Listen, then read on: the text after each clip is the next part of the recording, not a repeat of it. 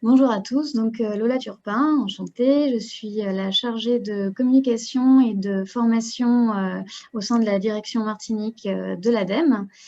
Et pour présenter l'ADEME, finalement, on s'est dit que le mieux, c'était peut-être de vous présenter la nouvelle vidéo que l'on vient de réaliser, qui a pour vocation exactement ça, de présenter les actions de l'ADEME en Martinique. Donc, je vais vous la partager de suite. C'est peut-être un peu votre son, ce sera un peu fort tout à l'heure.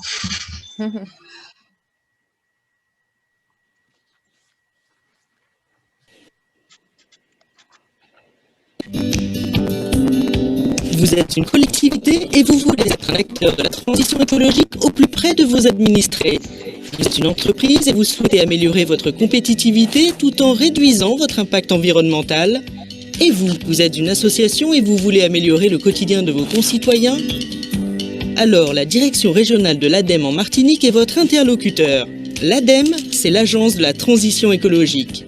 Opérateur de l'État, sa mission est d'accélérer partout en France le passage vers une société solidaire, économe en ressources, plus sobre en carbone, respectueuse du vivant et des générations futures. En Martinique, nous mobilisons tous les acteurs qui composent le territoire et mettons à leur disposition une large palette d'interventions. La formation, la mise à disposition de bonnes pratiques et de retours d'expérience, l'accompagnement et le déploiement d'outils et de méthodes, des financements. En Martinique, l'ADEME est engagée au sein du programme territorial de maîtrise des déchets et du programme territorial de maîtrise de l'énergie. Deux démarches en partenariat avec la collectivité territoriale de Martinique et l'État et dans le cadre du PTME, le SMEM et EDF. Voici quelques réalisations concrètes de l'ADEME et ses partenaires sur l'île. Le développement des énergies renouvelables dans l'objectif d'atteindre l'autonomie énergétique de l'île, des entreprises qui s'équipent d'outils de production moins énergivores, qui entrent dans une démarche d'économie circulaire, des collectivités qui mettent en œuvre des actions d'adaptation au changement climatique, qui réduisent et valorisent les déchets et qui installent des bornes de recharge pour les véhicules électriques. L'épanouissement d'un tissu associatif riche d'éco-citoyens qui encourage les évolutions de pratiques et de comportements. Depuis 2015, la direction régionale de l'ADEME en Martinique a accompagné environ 500 projets et mobilisé 40 millions d'euros d'aide. Collectivités, entreprises, associations, vous aussi bénéficiez de programmes de formation, d'un accompagnement technique et financier. Rendez-vous sur le site internet de l'ADEME, agirpourlatransition.adem.fr. Ensemble, rendons possible la transition écologique.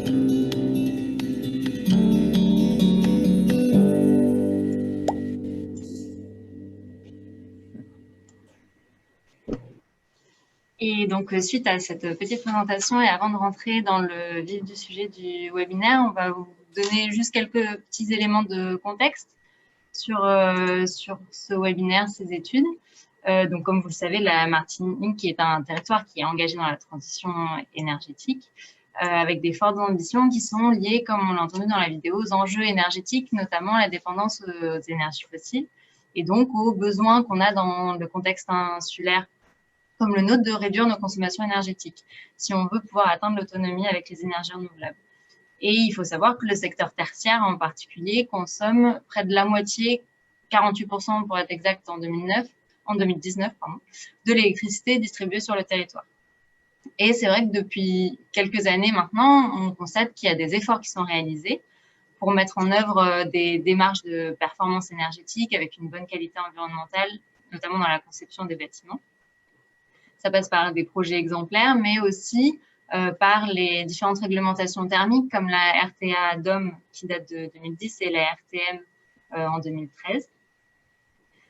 Et donc, ces dernières années, l'ADEME a missionné des prestataires pour réaliser des retours d'expérience, notamment un sur la performance énergétique réelle de bâtiments tertiaires et un autre sur la qualité de l'air intérieur de bâtiments tertiaires également. Donc, ces deux études, elles ont été basées sur l'instrumentation de bâtiments. Donc, il y a des mesures de consommation énergétique qui ont été réalisées, des mesures de polluants. Tout cela sera détaillé par la suite. Et elles ont pour objectif de capitaliser les informations sur le parc existant et d'en tirer des leçons sur les bonnes et les mauvaises pratiques qui ont été observées. Et donc, les conclusions de ces études sont vraiment utiles parce qu'elles vont permettre d'une part aux acteurs locaux du bâtiment de monter en compétence sur ces sujets, augmenter les performances énergétiques des nouveaux bâtiments, mais aussi de participer dans le cadre des politiques publiques, notamment la révision de la RTM, par exemple, qui va donner des directions et des ambitions plus fortes aux constructions neuves. L'objectif étant donc toujours de pousser vers un parc immobilier qui ait la meilleure performance énergétique possible. Ces études ont donc ensuite été synthétisées et adaptées pour la réalisation de guides techniques concrets qui ont pour objectif d'avoir un contenu facilement accessible et une mise en valeur des éléments à retenir, des éléments importants. C'est ça qui va vous être présenté aujourd'hui et la semaine prochaine. Donc aujourd'hui sur la performance énergétique des bâtiments et mardi prochain, on aura le deuxième webinaire sur la qualité de l'air intérieur. Je rends la parole à Éloi pour la suite. Oui, bonjour à tous. Donc, je vais vous proposer un rapide questionnaire grâce à l'application WhoopLab, que vous connaissez peut-être déjà. Alors, je vais vous partager mon écran, ça va être très rapide, 2 questions. En fait, je vais vous inviter à vous connecter sur un site pour ça, et puis on pourra voir un peu les réponses de tout le monde en même temps. Alors, je vais partager mon écran. Voilà. Est-ce que vous voyez mon écran? Oui. Ok. Donc voilà, donc en fait, pour pouvoir, je vais essayer d'enlever ça, voilà. Pour pouvoir participer à ce petit questionnaire, donc il y aura seulement 2 questions, ce sera rapide. Je vous invite à vous connecter en fait sur le site de WhoopLab. Donc là, vous voyez l'adresse qui s'affiche. Alors vous pouvez y accéder depuis votre smartphone ou depuis votre ordinateur. Donc soit vous tapez cette adresse, donc whooplab.com/1performance pour le webinaire d'aujourd'hui. Ou alors, vous pouvez aussi scanner le QR code que vous voyez apparaître sur la gauche avec l'appareil photo de votre smartphone. Voilà. Alors, dites-moi si vous arrivez à vous connecter. Et puis ensuite, vous verrez, c'est très simple, vous pourrez répondre aux questions et on verra les réponses de tout le monde en direct. Donc, c'est anonyme, on ne voit pas forcément qui a répondu quoi, donc pas d'inquiétude. Ça, de toute façon, il n'y a pas de sujet très sensible. La première question, ça va être voilà, sur un peu qui êtes-vous comme acteur, et la deuxième question, ce sera sur ce que vous évoque la performance dans les bâtiments.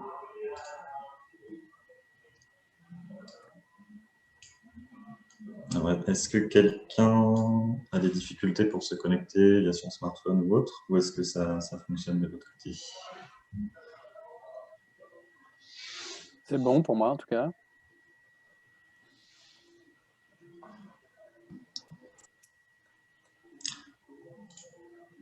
Alors, donc je vais essayer de tenter. Voilà. Voilà.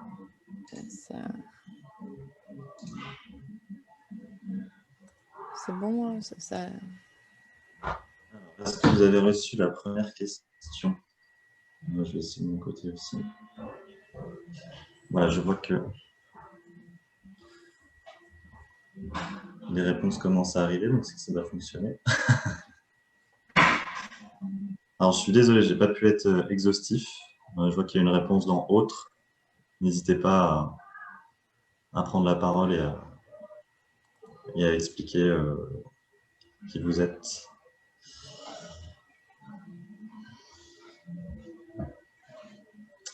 Alors, je regarde un peu les caméras en même temps.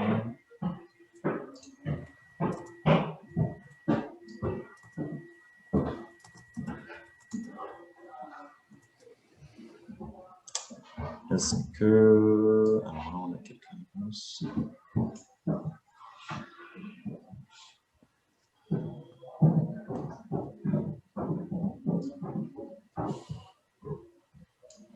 Bon, ça nous permet d'avoir un petit peu le profil des participants. Voilà, donc là, il y a... Ok. Alors, il y a encore 2 personnes qui n'ont pas répondu. Je ne sais pas si vous avez vu la question s'afficher. Déjà 13 sur 15, c'est pas mal.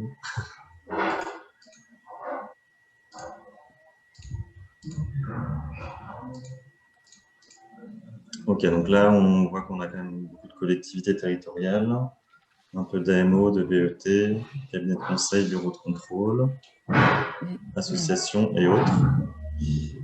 Ok. Pas beaucoup d'architectes aujourd'hui. Ok, eh bien je vous invite à passer à la deuxième question. Donc là, c'est une question ouverte. Quel est le premier mot qui vous vient en tête lorsqu'on parle de performance énergétique? Donc, vous pouvez mettre ce que vous voulez. En fait, il y a un nuage de mots qui va s'afficher avec vos réponses.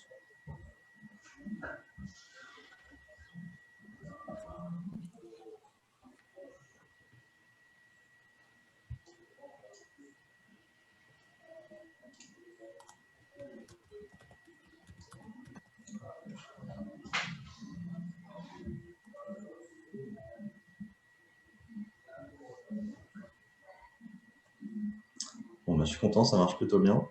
Est-ce que quelqu'un a des difficultés pour répondre? N'hésitez pas.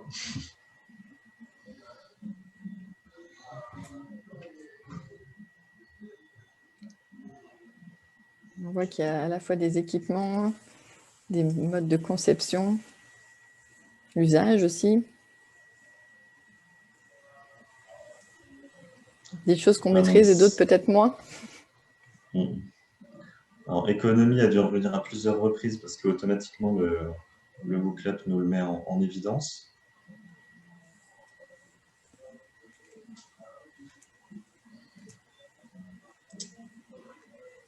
Alors, il y a quelqu'un qui vient d'arriver. Ah, c'est bon. Bon, bah, c'est intéressant comme nuage de mots.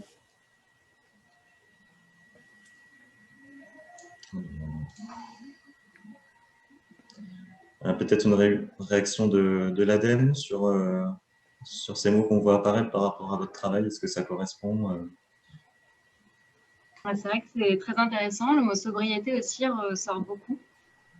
Et c'est bien. Celui qui nous... Énergie renouvelable, on ne s'attendait pas spécialement forcément dans performance énergétique. On s'attendait beaucoup à avoir des notions liées à l'efficacité énergétique, la maîtrise de l'énergie. Oui, ça regroupe plusieurs notions, c'est intéressant.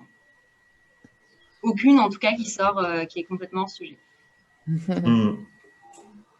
Bon, vous êtes sur le bon webinaire, c'est ça. Bon, eh ben, merci pour Très cette... bien, on va pouvoir passer à la suite. Je vous laisse le partage d'écran. Donc, merci pour cette petite si je retrouve animation qui hop, voilà. Merci Éloi. On va laisser la parole à Monsieur Sungbo qui va nous parler un petit peu de son expérience en tant que maître d'ouvrage et justement en faisant le lien avec ce qu'on vient de voir sur le mur de mots, ce qu'a représenté pour lui concrètement la performance énergétique dans la réalisation d'un ouvrage bâti. Je vous laisse la parole, monsieur. Merci, bonjour à tous et bonne année à tous, et surtout avec beaucoup de vigilance compte tenu du contexte sanitaire actuel. Merci. La Chambre de commerce et d'industrie avait pour projet de construire un pôle consulaire de formation pour réunir tous ces sites sur lesquels il faisait de la formation. Cela consiste à réunir à la fois des gens qui font de la formation professionnelle, qui font de la formation des apprentis, mais aussi une école de gestion et de commerce qui s'appelle l'EGC et qui forme donc des cadres moyens pour la Martinique. Alors, ce bâtiment d'une surface totale, ce centre d'une surface totale de 5121 mètres carrés, dans lequel on retrouve 4926 mètres carrés pour la formation, dont 3135 consacrés au CFA, donc à la formation d'apprentis, ce qui représente 61% de la surface totale, mais présente aussi la caractéristique d'avoir 221 mètres carrés consacrés au logement d'apprentis. C'est une disposition que nous avons voulu mettre en place afin de permettre à ces apprentis qui sont socialement défavorisés de pouvoir avoir des conditions de logement préférentielles et proches du pôle consulaire de formation, dont le nom d'ailleurs a changé et qui s'appelle maintenant Skill4 Campus. Alors, le terrain d'une surface totale de 15 561 mètres carrés. Le pôle lui-même est constitué de 6 bâtiments, le centre de formation des apprentis, le GC, la formation continue, l'accueil, un amphithéâtre, ce qui n'existait pas avant au niveau de la formation pour la CCIM, et les logements. Initialement, au démarrage du projet, il avait été arrêté l'idée de mettre des amortisseurs parasismiques. Mais, et c'est un des grands problèmes de tout maître d'ouvrage, les contraintes financières nous ont obligés de viser moins haut. Et c'est pour cela qu'une ossature métallique a été retenue pour ce pôle, étant donné que la construction métallique a un comportement plus souple que le béton au niveau du comportement au séisme.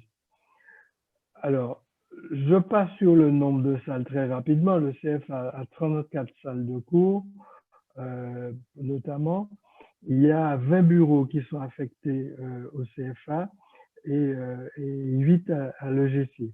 Alors, il y a, en plus des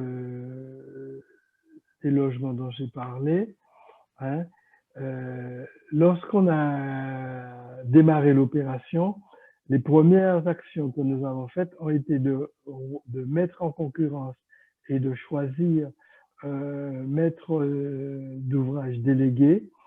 Et très rapidement aussi, la seconde action a été de choisir un AMO-HQE, et ceci grâce au conseil de l'ADEME, qui nous a permis de passer un contrat dans lequel il était prévu, après la réception de l'ouvrage, donc que l'AMO-HQE restait en fonction pour pouvoir à la fois repérer les écarts par rapport aux performances qui étaient attendues et surtout nous faire des propositions aussi pour pouvoir corriger ces écarts. Alors, sur cet aspect HQE, haute qualité environnementale, il y a un certain nombre de cibles que nous avions visées. Donc, les cibles HQE, la répartition de la QEB est la suivante. Au niveau très performant, nous avions mis l'intégration du projet dans son environnement, la gestion de l'énergie et la maintenance, et la pérennisation des performances environnementales. Au niveau performant, un confort hygrométrique, le confort acoustique, le confort visuel, la qualité sanitaire des espaces et enfin, en niveau de base, le choix intégré des produits et des systèmes et des procédés de construction, un chantier à faible impact environnemental, la gestion de l'eau, la gestion des déchets d'activité, le confort olfactif, la qualité sanitaire de l'air et la qualité sanitaire de l'eau. Alors, donc voilà les objectifs que nous étions fixés avec les niveaux qualitatifs qu'il y avait. Nous avons naturellement, je dirais presque comme 90% des projets en Martinique, rencontré des difficultés financières, si bien que au départ, nous avions un budget de l'ordre de 13 millions d'euros pour construire ce pôle. Eh bien, nous avons dû, en cours de projet, solliciter à travers le plan, le PIA qui avait été mis en place par le gouvernement. Donc, nous avons sollicité un financement complémentaire de 3 millions d'euros, ce qui porte le projet global à un niveau de 16 millions d'euros. Alors, le projet a été lancé en 2011 hein, et Certisea, qui est un organisme de certification HQE, puisque nous visons une certification HQE, a commencé à travailler avec nous et dès le 3 mai 2012, il y avait un audit qui était consacré au programme du projet. Le 8 novembre 2013, un nouvel audit qui était consacré à la conception du projet. Hein, et enfin, nous attendons, parce que nous avons une grosse difficulté actuellement, le projet n'est pas encore complètement terminé, bien qu'une réception ait eu lieu en novembre, le 13 novembre 2017. Il nous reste une partie du projet à terminer. Et donc, une fois cette partie terminée, nous allons pouvoir solliciter l'audit pour nous permettre d'aller vers la certification. Alors, quelques mots sur la partie technique. Hein.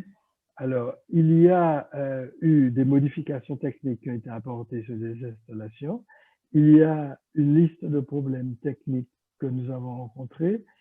Il y a aussi, notamment par exemple sur le parking végétalisé, mais entre autres, mais sur d'autres projets. Et il y a aussi, qui était visé, bilan du système de récupération de la chaleur. Il y a une GTB qui a été mise en place, une gestion technique du bâtiment, et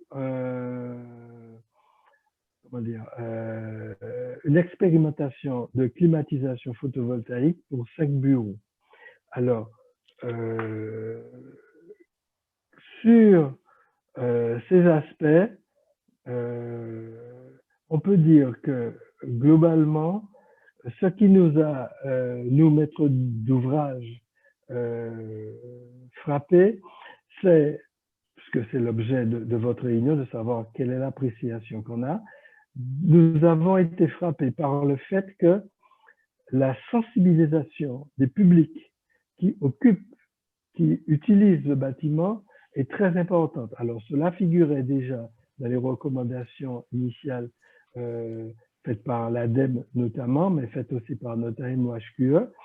Nous avons constaté ça parce que ça a eu un impact très important sur la partie climatisation. Et nous avons observé que nous avions mis en place un dispositif de fermeture automatique des portes avec un verrouillage et qu'il y avait des cartes qui étaient utilisées pour pouvoir éviter qu'il y ait des ouvertures pour pouvoir gaspiller la climatisation.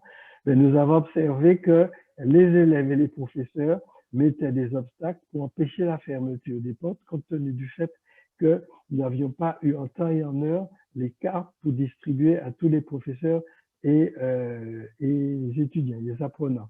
Donc, ceci est un élément important sur lequel j'insiste pour dire qu'il faut non seulement prendre en compte ces éléments, mais il faut aussi, au niveau de la planification, en tenir compte pour que l'opération se réalise comme il faut. Alors, c'est vrai que d'une façon théorique, nous n'avons jamais pu réaliser le bâtiment tel que prévu initialement. Pourquoi? Parce que le chantier a pris des retards liés aux entreprises, à des malfaçons, à des liquidations d'entreprises, notamment l'entreprise du VRD, ce qui a eu des conséquences sur l'ensemble du chantier. Et si nous n'avons pas encore terminé, c'est parce que l'entreprise qui était chargée des menuiseries extérieures et intérieures a été liquidée, et malgré une relance, une mise en concurrence pour relancer cette affaire, nous avons eu une relance infructueuse et aucune entreprise n'a répondu à notre demande. Donc, nous allons devoir relancer cette opération pour pouvoir la terminer comme il faut. Alors, la terminer comme il faut parce qu'effectivement, les menuiseries ont un impact sur l'acoustique, notamment entre les salles, qui sont dans des éléments que nous devons mesurer pour pouvoir voir si nous avons atteint nos objectifs ou pas. Alors, pour revenir sur la partie énergétique, je voulais dire que c'est sur ce point, et grâce à une étude de l'ADEME, et d'ailleurs qui a été missionnée, OC2 consultant a été missionné pour la réaliser, donc vous avez les éléments, vous avez les résultats. Nous avons pointé que c'est sur la partie énergétique que nous sommes le plus loin des objectifs initiaux que nous avons programmés, et nous avons commencé un travail. Alors, c'est vrai que toutes ces actions, par exemple, je vous cite le fait d'utiliser de l'eau pluviale dans les water dans les toilettes, dans les sanitaires et pour l'arrosage, eh bien, nous avons constaté que cela impliquait une maintenance plus attentive parce qu'on avait progressivement des particules de terre qui passaient dans le truc et qui parfois bouchaient les filtres. Donc, le deuxième point sur lequel je veux insister, c'est donc la bonne planification et la bonne réalisation du chantier. Il était prévu de faire tous les bâtiments de sol tenant. Nous avons été obligés de faire les bâtiments les uns après les autres et à les mettre en service les uns après les autres, ce qui a conduit une utilisation dégradée et ce n'est pas des conditions idéales. Ensuite, la mise en place de ces techniques avancées induit une maintenance qui est une maintenance que je qualifierais de pointue parce qu'il faut tenir compte de toutes les conséquences qui apparaissent par la suite. Enfin, je dirais que, par exemple, pour parler de la partie parking, nous avons mis des parkings végétalisés, bien nous avons constaté qu'il y a des parties de ce parking sur lesquelles il y a plus de circulation qui sont pratiquement, l'herbe a complètement disparu et que cela aussi nécessite une réflexion. Concernant la partie énergétique, je reviens dessus, au niveau de la climatisation, nous avons mis en place un contrat d'entretien de la climatisation, mais nous avons été plus loin avec un prestataire, un bureau d'études, qui nous a permis, avec cette entreprise de climatisation, de définir, de ne pas rester uniquement sur les problèmes de maintenance classique, de changement de filtre, etc., mais de définir des objectifs de consommation énergétique. Alors, bien qu'il y a une GTB, il y a aussi, pendant la nuit, nous utilisons, donc nous faisons du stockage froid, bien, il y a une nécessité d'aller plus loin, de surveiller tous les éléments pour pouvoir ramener progressivement notre consommation énergétique au plus près de ce que nous avions visé comme objectif. Quoi vous dire d'autre?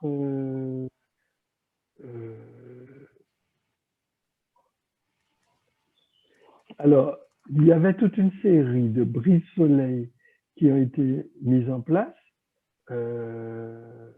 et qui fonctionnent bien. Au niveau de l'éclairage, nous avions mis en place des éclairages très peu consommateurs en énergie. Ce ne sont pas des LED, mais très peu consommateurs en énergie à l'époque. Parce que c'est vrai, le projet a commencé en 2011. Des fermes portes hydrauliques, des sas sur les entrées de bâtiments pour avoir la moindre dissipation d'énergie climatique possible. Un système de récupération de chaleur pour le réchauffage de l'air neuf. Hein, et je vous en ai parlé très rapidement, un système innovant de climatisation photovoltaïque au fil du soleil. L'objectif visé était de se dire que 70% de la consommation énergétique en Martinique est le fait des bureaux d'une façon générale. Bien, l'idée était de dire si cette expérimentation fonctionne, et elle fonctionne, puisque l'objectif était de vérifier au niveau de la nébulosité si cela avait un impact sur le confort énergétique dans les bureaux. Bien, force est de constater que cela fonctionne très bien et que donc ça veut dire qu'il est tout à fait possible d'envisager à un terme plus ou moins long, mais de mettre en place dans les bureaux en Martinique une climatisation photovoltaïque au fil du soleil pour pouvoir bien fonctionner. Donc voilà en gros, naturellement je pourrais répondre à vos questions si vous en avez, mais les objectifs que nous avions poursuivis au départ, qui étaient donc de viser une qualité, une certification HQE, les quelques principales difficultés auxquelles nous avons été confrontés, notamment surtout au niveau énergétique, c'est sûr que l'objectif que poursuit la Chambre de commerce à travers cette innovation que nous voulons faire, que nous voulions faire pour la climatisation photovoltaïque qui a évolué et qui est plus performante maintenant, était de se dire que la Martinique doit se situer, la Chambre de commerce doit se situer dans une transition, vers une transition énergétique pour pouvoir optimiser l'utilisation de toutes les ressources énergétiques dont nous disposons en Martinique. Merci. Merci, M. Soumbo. Vous pouvez bien sûr poser des questions via le chat, on y répondra plus tard. On y répondra à la fin. Là, je vais laisser la parole au triptyque des intervenants. Donc, Laurent Génaudy pour OC2 Consultant, Jérôme Strobel pour Wattmart et avec une intervention de Carole Boulanger de Madininaire qui vont revenir un petit peu sur les études qui ont été réalisées, les observations terrain.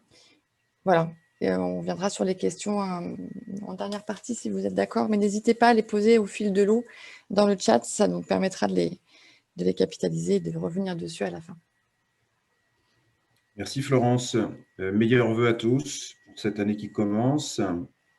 Une rapide présentation en 2 mots d'OC2 Consultant et puis du contexte et des objectifs de la mission et de l'étude que nous avons réalisée en 2018 sur les 8 bâtiments performants dont le retour d'expérience est l'objet de l'intervention de Jérôme après la mienne. Donc, OC2 Consultant est un cabinet conseil, audit et formation qui existe depuis 25 ans. J'en suis le promoteur et le gérant. On travaille sur les problématiques liées à l'organisation générale des entreprises, aux démarches qualité, environnementales. Et l'énergie est un sujet au sein de l'environnement très prégnant depuis des années, depuis 6 ans à peu près. On a rassemblé une dizaine de consultants qui travaillent principalement en Guadeloupe et en Martinique, encore un peu trop peu en Guyane.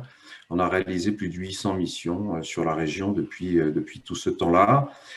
Très rapidement, sur le domaine de l'énergie, ce qui nous intéresse particulièrement aujourd'hui, ce que l'on réalise chez OC2 Consultants, c'est tout d'abord des campagnes de mesure instrumentées, donc des campagnes instrumentées, dont l'objet est d'identifier et de mesurer la performance énergétique et la répartition des consommations. C'est un préalable aux audits énergétiques, qu'ils soient réglementaires ou qu'ils soient proactivement décidés par une entreprise, quelle qu'elle soit. On réalise ces éléments-là et ces études dans le tertiaire complexe et l'industrie. On travaille aussi à la suite de ces audits énergétiques dans l'accompagnement des certifications ISO 50001, donc de management de l'énergie. On n'a pas été les pionniers dans ces démarches-là, mais avec l'aide de Jérôme, on a conduit une dizaine de démarches de ce type-là dans la région, ce qui est tout à fait innovant et remarquable. On travaille aussi sur l'accompagnement des entreprises de bâtiments dans leur certification RGE et leur certification Calixpert, donc reconnu garant de l'environnement, donc les artisans qui travaillent sur les travaux de rénovation énergétique. On réalise des DPE, des diagnostics de performance énergétique, principalement pour les promoteurs sur des programmes neufs et de réhabilitation.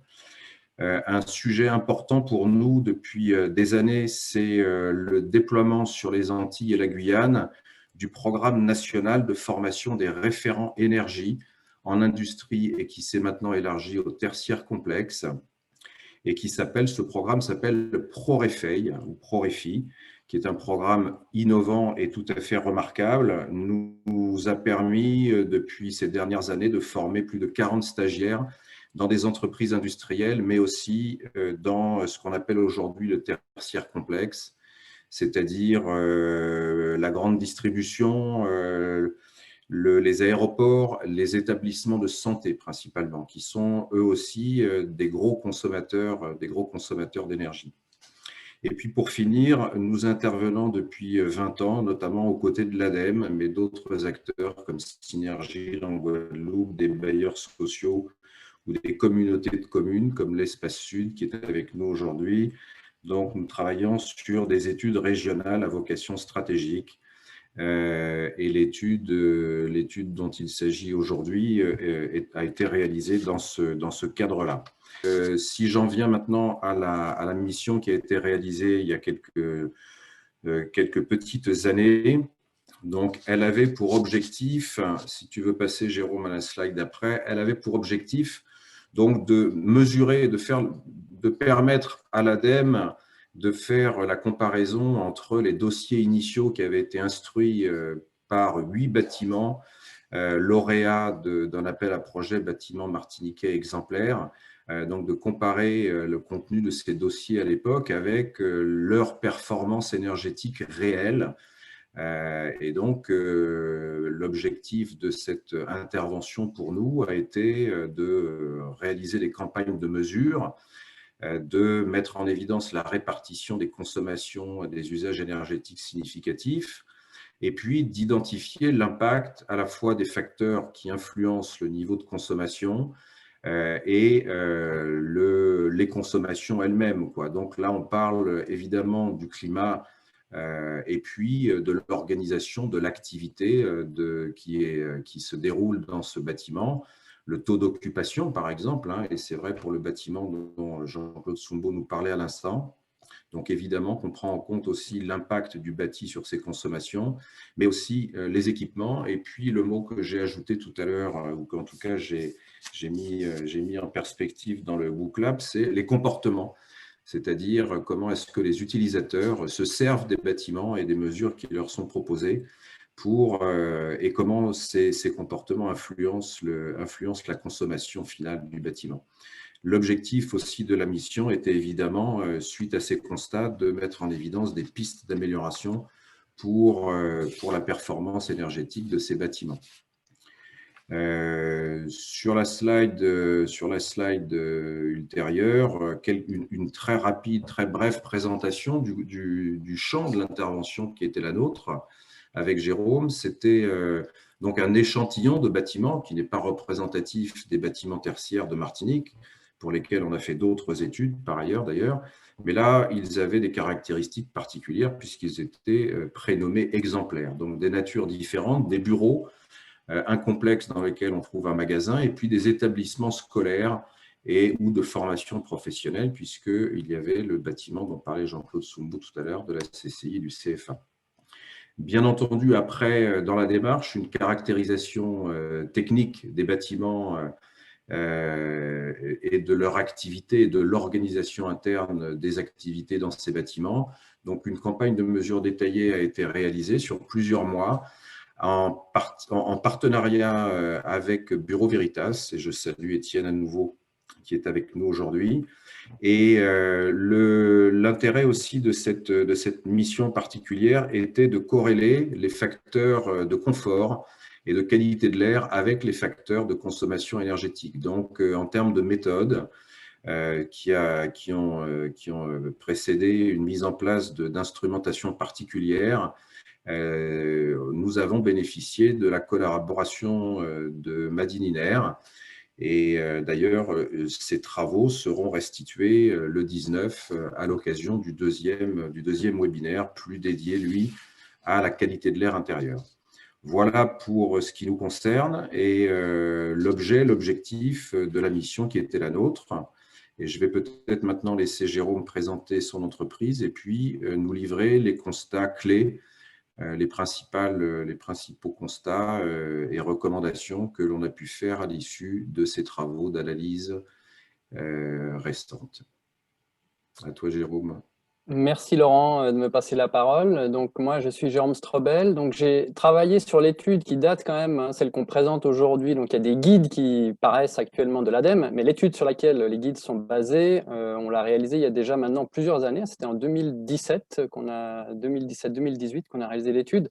Donc je l'ai réalisée avec OC2 Consultants. Aujourd'hui je travaille pour Wattsmart, qui est un bureau d'études spécialisé sur l'efficacité énergétique, on va dire, et la maîtrise de la demande en milieu tropical, qui fait des missions quand même assez similaires de ce qu'a présenté Laurent avec OC2 Consultants. Donc, je ne vais pas forcément m'étendre là-dessus. Ce que je peux peut-être juste préciser, une des particularités, c'est qu'on réalise ces accompagnements en qualité environnementale du bâtiment auquel M. Soumbo a fait référence, donc en conception sur l'optimisation énergétique et sur la qualité environnementale, ou voire la certification HQE si c'est ce que les maîtres d'ouvrage recherchent. Donc, je vais poursuivre là sur le contenu, on va dire, de ce qu'on a. Donc, il y avait 8 bâtiments, hein, comme l'a dit Laurent, qui ont été analysés, qui ont eu le retour d'expérience, des campagnes de mesure en collaboration avec Bureau Veritas. On avait 5 bâtiments climatisés et 3 bâtiments en ventilation naturelle. Alors, je suis vraiment désolé, j'espère que ça ne perturbe pas trop le son. Mais en fait, il se trouve qu'il y a des travaux de défrichage juste à côté de chez moi, là. Et donc, j'espère que ce n'est pas un problème pour le son. Des fois, enfin, hier en tout cas, j'ai eu la même chose et c'était gênant. Donc, dites-le moi si jamais. Mais je ne sais pas bien ce que je pourrais faire pour améliorer la situation. Au moins, je serai au courant, c'est déjà bien. Bref, je voulais juste revenir sur, en fait, le sujet a été défriché un petit peu avec le WUCLAP. Là. De quoi on parle quand on parle de bâtiments performants et en particulier sur la question de la performance énergétique, puisque c'est celle qui nous intéresse aujourd'hui. Donc l'objectif, c'est évidemment, et je pense qu'il faut le redire, hein, le but, c'est pas de faire des économies d'énergie. Le but, c'est d'un bâtiment, c'est pas ça. Le but premier d'un bâtiment, c'est de mettre les gens en confort et leur permettre d'utiliser le bâtiment de manière optimale. Évidemment, en minimisant au maximum les impacts environnementaux, la consommation d'énergie et les émissions de CO2 qui sont associées. J'aimerais insister aussi là-dessus pour ceux qui ne sont pas très au clair, mais en Martinique, on a un réseau électrique qui est encore aujourd'hui, un mix électrique qui est encore extrêmement émetteur de CO2. On est de l'ordre de 2 fois plus en moyenne d'émissions de CO2 pour 1 kWh consommé en Martinique que ce qu'on fait dans le réseau électrique américain, qui est encore pour quelques jours celui de Trump, on pourrait dire. Donc, ça permet juste de redire, on fait des efforts importants hein, pour aller vers le renouvelable. Mais encore aujourd'hui, 1 kWh économisé en Martinique, c'est 700 grammes de CO2 qu'on évite d'émettre dans l'atmosphère. C'est donc tout à fait considérable. Alors, ça a été dit par M. Soumbo, finalement, de quoi il s'agit pour assurer ces éléments de performance énergétique. Il y a des éléments techniques, mais il y a évidemment une question d'associer l'utilisation du bâtiment. Je pense que c'est très important. Un bâtiment, il va être performant dans la pratique quand on aura réussi à faire en sorte qu'il n'y ait pas de rupture dans l'ensemble de la chaîne.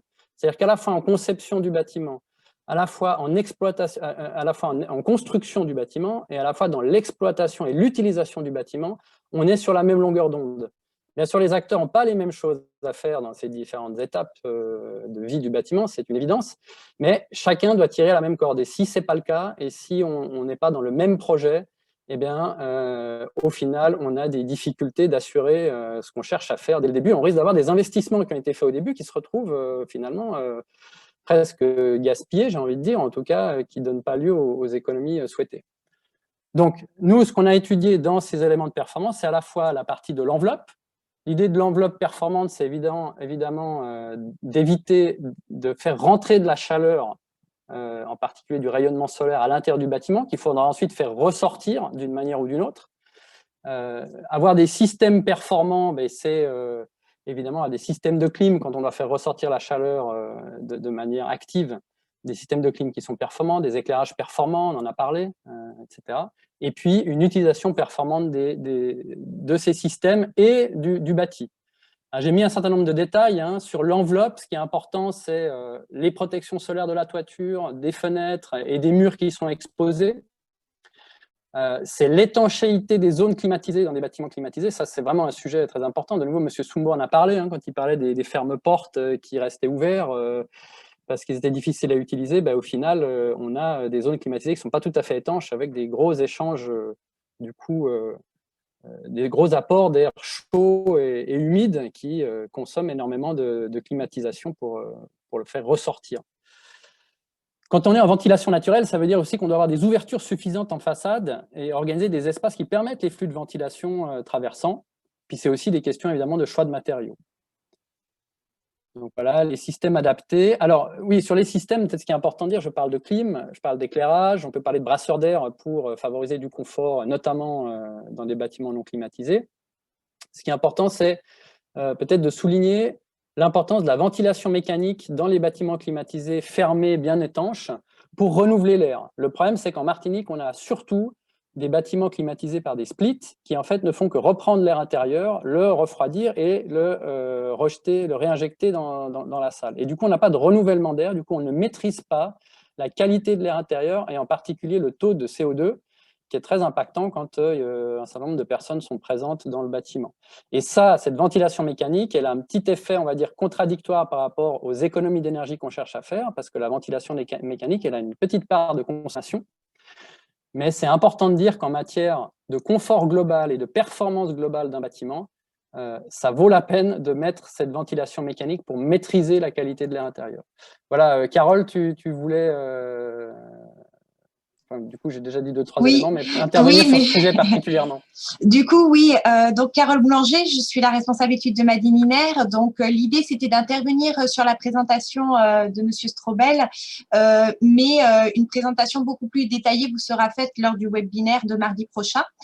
Mais l'important, en fait, est de voir quand même la complémentarité dans l'aspect de la performance énergétique et de la qualité de l'air intérieur. Et cette façon aussi de lier l'enveloppe, le système performant, l'utilisation, eh ben, c'est aussi des réflexions qui sont menées dans le cadre de la qualité de l'air intérieur, sur lequel, en fait, il faut prendre vraiment tous les aspects en compte de la conception à l'occupation pour justement limiter l'exposition des occupants aux polluants de l'air intérieur.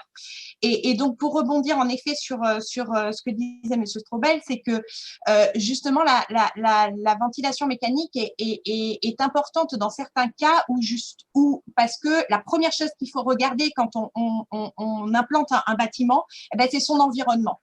Et l'environnement dans lequel il se trouve et limiter l'action de l'air extérieur vers l'air intérieur, eh ben, ça peut se faire par un système justement de ventilation mécanique qui permet une filtration de l'air qui rentrerait à l'intérieur du bâtiment.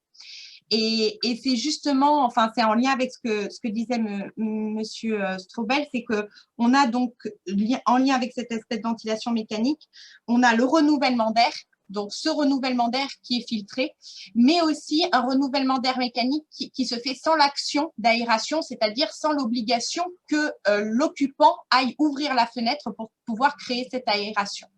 Et donc, il est essentiel de renouveler l'air intérieur, notamment sur les bâtiments climatisés, pour justement limiter aussi bien les polluants qui viennent de l'extérieur et en air intérieur, mais aussi ceux qui sont émis par l'air intérieur. Donc, voilà. Et puis, mais je vais peut-être du coup laisser continuer pour l'aspect occupation du coup. Voilà. Bien, ben, merci Carole pour cette précision. On voulait bien dire qu'on cherche à faire des économies d'énergie, mais pas au détriment du confort global et de la performance globale du bâtiment. Et voilà, donc le troisième volet pour que tout se passe bien, enveloppe performante, système performant, utilisation performante. Il y a quelques exemples, extinction de la clim hors utilisation, les ouvertures de portes des zones climatisées, on en a parlé, l'utilisation des jalousies en ventilation naturelle. Je reviendrai sur ces sujets-là dans la présentation un peu détaillée. Mais je voulais juste vous donner ce panorama un petit peu de quoi on parle. Oui, Carole ? Et du coup, sur l'aspect occupation aussi, ça c'est vraiment important. Donc comme vous disiez, il y a souvent dans les bâtiments en Martinique la climatisation qui est du coup faite par les splits et sans système de ventilation. Et souvent l'occupant en fait va éteindre, rallumer sa clim, ce qui va créer en fait de la condensation.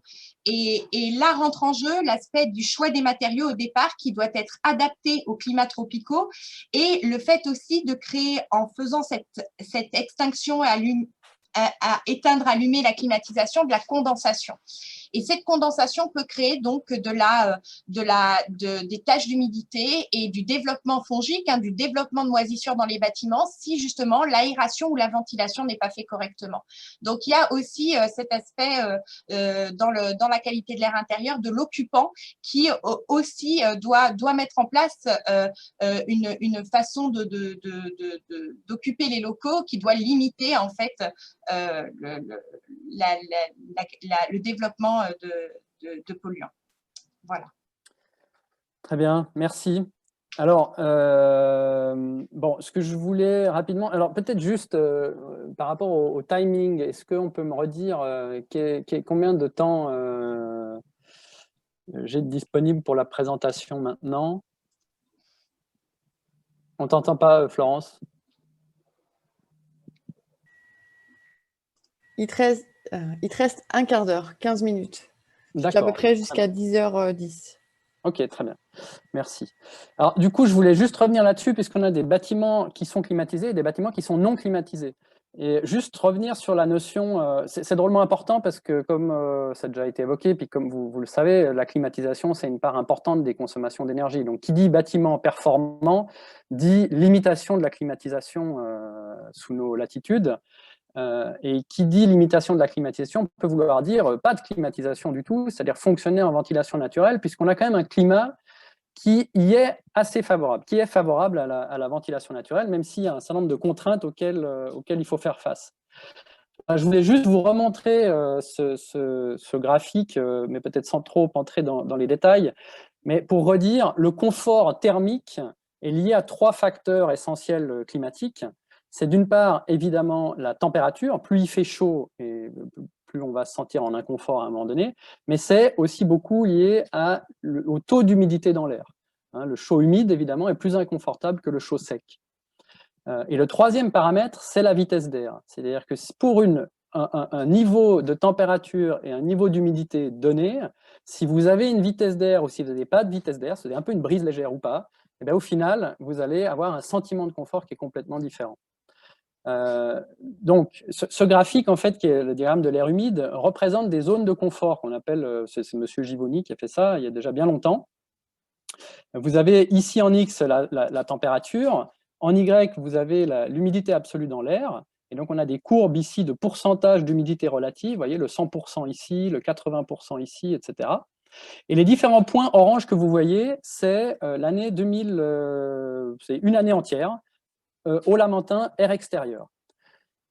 Et ce que vous voyez dans les différents diagrammes, c'est que, vous voyez en vert, si la vitesse d'air est nulle, eh bien, le diagramme vert représente la zone dans laquelle on se sent naturellement en confort. C'est-à-dire que dans tous les points qui sont situés dans ce diagramme, on peut dire qu'ils sont naturellement en confort. Quelque part, on n'a pas besoin de climatiser si on a une vitesse d'air nulle. Et plus vous augmentez la vitesse d'air, plus vous augmentez la taille en fait, du diagramme de confort. Et vous voyez que si vous avez une vitesse d'air de 1,5 m par seconde, ce qui est à peu près, on va dire, un peu ce qu'on pourrait idéalement chercher à atteindre, qui est un peu le maximum dans un bâtiment, au-delà d'1,5 m par seconde, vous allez vous sentir un inconfort parce que vous sentez trop d'air, vous allez voir les feuilles qui volent, etc. Donc en dessous de ça, mais vous voyez que le diagramme rouge, si on a un peu de vitesse d'air, vous permet d'augmenter très significativement vos points qui peuvent se situer en confort. Et donc, quand on fait la répartition des points de confort, vous voyez que naturellement, en vert, c'est la vitesse d'air nulle. Vous voyez qu'au Lamentin, sur une année, naturellement, il n'y a même pas 4% du temps, si on n'a pas du tout d'air, où on se sent en confort. Ça va être en gros les journées qu'on peut avoir aujourd'hui, les moments où on n'a pas de soleil aujourd'hui, etc. Par contre, si on a une vitesse d'air de 1,5 m par seconde, on a quasiment 100% des points qui sont en confort. Donc, vous voyez l'importance en fait de cet élément-là. Et pourquoi je vous parle de ça? C'est parce qu'en mode climatisé, eh bien, on a une vitesse d'air nulle, évidemment, dans le bâtiment. Et donc, ça veut dire que, vous voyez, naturellement, s'il n'y a pas de surchauffe dans le bâtiment, alors que les bâtiments en général ont des surchauffes, vous allez être obligé de climatiser pour en fait déplacer vos points et les ramener dans le diagramme de confort. Et en fait, ce que vous faites avec la ventilation naturelle, ce n'était pas de climatisation, vous faites l'inverse. Vous essayez d'avoir le plus de vitesse d'air possible pour augmenter la taille de vos diagrammes, maintenir vos points au même endroit, ne pas les bouger, et augmenter la taille. Et puis ce que j'ai envie de dire, et c'est un peu le message que j'aimerais porter, parce qu'on n'en a pas vu, c'est qu'on peut faire des deux aussi. C'est-à-dire que c'est quand même difficile dans certains bâtiments d'être 100% en ventilation naturelle, il y a des mois où c'est difficile. Eh bien, on peut faire un peu des deux, parce que si on est en climatisation et qu'on a un brasseur d'air qui nous permet d'avoir un flux d'air léger, eh bien, on peut augmenter la température de consigne. Au lieu d'être à 24, on peut être à 26, peut-être même à 27, et en fait, on va se sentir en confort. Et en passant de 24 à 26 ou 27 degrés de température de consigne, vous allez économiser éventuellement 30% de votre consommation électrique pour la clim. Voilà, ça c'était un petit message que je voulais donner d'entrée pour rappeler quelques enjeux. Voilà, maintenant je passe vraiment, on va dire, aux bâtiments qu'on a étudiés. Donc vous voyez sur la gauche la répartition énergétique des consommations électriques des 5 bâtiments climatisés, bâtiments performants. De nouveau, il s'agit de bâtiments performants. J'insiste là-dessus, ils ont suivi une démarche performante. Ils ont été assez pionniers, on va dire, en Martinique, puisqu'on a peu de démarches de ce type-là. Ce qui veut dire d'ailleurs que vous allez voir par la suite, ils essuient quelques plâtres, forcément, un certain nombre de non-qualités. Mais je pense que ce qui est important, c'est de se dire que ces non-qualités peuvent nous servir pour apprendre et que les futures démarches en fait, puissent s'en servir. C'est aussi le témoignage de M. Sumbo qui était vraiment intéressant à ce sujet-là, hein, dire ben voilà, de quoi prendre en compte si on veut mener un tel projet de son côté. Donc vous voyez que c'est quand même la climatisation hein, qui consomme le plus, presque la moitié des consommations dans ces bâtiments performants, donc ça reste élevé. L'éclairage qui est en deuxième point relativement faible, et puis il y a une part de autre assez importante qui est liée aux moyens qu'on avait à disposition pour faire les mesures. Et je vous montre le graphique de droite, où on a les projets climatisés en bleu et les projets en ventilation naturelle en vert. C'est la consommation électrique par mètre carré. Donc c'est tout à fait comparable, même s'il y a des petits et des grands bâtiments, on peut tout à fait les comparer. Ce que vous voyez, c'est qu'on a une très grande diversité. Même dans les bâtiments climatisés, on a un certain nombre de bâtiments qui sont en dessous de 100 kWh par mètre carré, et on a un projet qui est jusqu'à 160. Ce que je dois vous dire, c'est qu'une moyenne, un benchmark qu'on peut avoir un peu en tête en Martinique, c'est qu'un bâtiment de bureau standard, on est aux alentours de 150 kWh par mètre carré.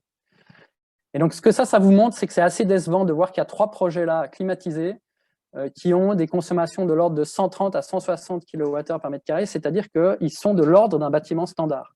Donc ça veut dire que sur le plan énergétique, ces bâtiments-là n'ont pas vraiment atteint leur cible, malheureusement, de ce qui était prévu. Après, sur les projets en ventilation naturelle, vous voyez qu'on est évidemment bien en dessous, donc ça c'est très intéressant. Après, on avait des bâtiments qui étaient plutôt des bâtiments d'enseignement. Hein, on avait un bâtiment de commerce et 2 bâtiments d'enseignement dans les ventilations naturelles, donc ce n'est pas tout à fait comparable. Mais donc, évidemment, la consommation électrique est nettement en dessous. Par contre, la performance d'un bâtiment non climatisé, plus que sa consommation électrique, c'est le niveau de confort qui permet d'atteindre. Si vous voulez, en bâtiment climatisé, on va toujours atteindre le niveau de confort, il suffit d'augmenter la clim. Et du coup, la question, c'est combien on consomme d'énergie, la question de la performance. Et dans un bâtiment en ventilation naturelle, on va peu consommer d'énergie parce qu'on n'a pas de clim. Par contre, la question, c'est est-ce qu'on atteint le niveau de confort requis. Et c'est l'objet de cette diapo-là, où je vous montre le niveau de confort des bâtiments en ventilation naturelle. Donc, vous voyez les 3 projets là sur la droite, projet 1, projet 2, projet 3. Et ça, c'est différentes salles. Et je vous ai mis ici la typologie des salles. Et en bleu, c'est les mesures qui ont été faites entre novembre et février. Alors, du coup, il y a une erreur. En vert, ce n'est pas novembre et février, c'est février à mai. Et vous voyez ici en X le pourcentage de confort, les points de confort. Ceux qui sont à 100%, ça veut dire qu'on est 100% en confort sur tous les points, à tout moment dans le bâtiment.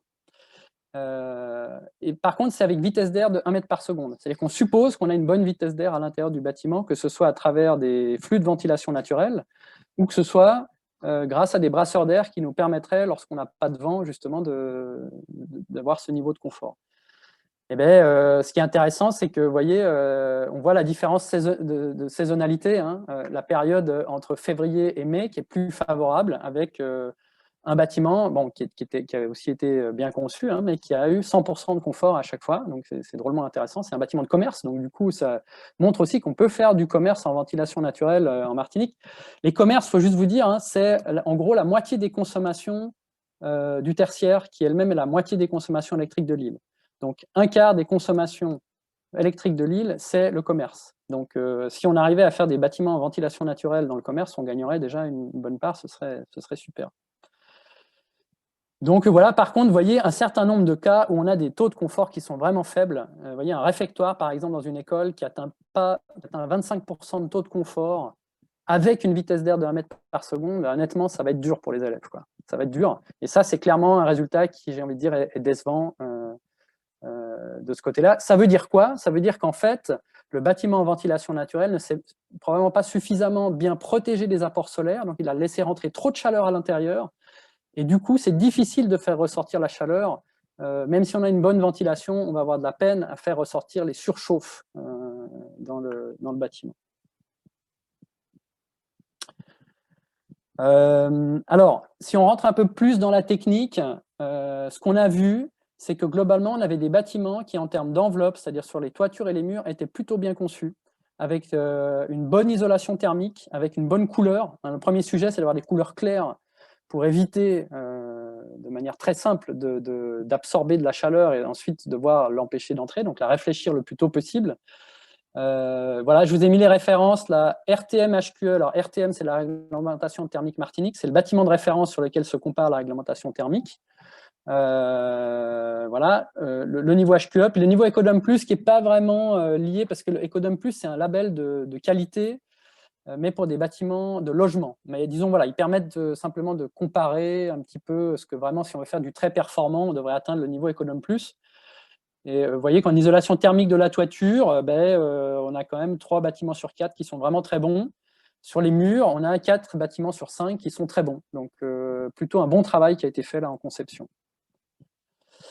Par contre, sur les protections solaires, alors les protections solaires, mais je veux redire un truc vraiment important sous nos latitudes, il faut adapter les protections solaires à l'orientation des façades. Si vous êtes en orientation est ou ouest, vous allez avoir le soleil levant ou le soleil couchant. Vous allez du coup avoir pendant une partie de la journée du soleil rasant. Évidemment, vous n'allez pas devoir protéger vos façades ou vos baies en particulier. C'est à travers les fenêtres qu'on a le plus de chaleur qui rentre au niveau rayonnement direct. Et vous n'allez pas devoir les protéger de la même manière qu'au sud et au nord. Et là, je vous ai mis l'orientation la plus basse possible du soleil au sud et au nord. Vous voyez qu'au sud, le 21 décembre, l'orientation, le soleil au plus bas est à 37 degrés, c'est-à-dire quand même relativement bas. C'est ce qu'on a à peu près actuellement. Si vous essayez de raisonner, si vous voyez l'orientation sud de votre bâtiment, vous voyez que toute la journée, il prend pas mal de soleil. Et si vous êtes mal protégé, vous avez des fenêtres là qui prennent plein de soleil en ce moment et c'est assez dur. Par contre, au nord, c'est seulement 9 degrés. Donc, vous voyez, les protections solaires, typiquement, si on veut mettre des casquettes là, pour protéger les baies, elles doivent être profondes au sud et moins profondes au nord pour bien protéger les apports solaires des baies. Les baies des apports solaires. Bon, alors, on a vu des bons retours. Typiquement, voilà, une coursive avec auvent, c'est intéressant pour protéger du soleil, y compris quand il est rasant. C'est-à-dire même sur une façade est ou ouest, quand vous avez une conception de ce type-là, vous avez très peu de temps où vraiment les fenêtres vont être exposées. Ce qui est aussi intéressant ici, c'est que vous voyez, il y a des brises soleil qui sont opaques dans la partie basse.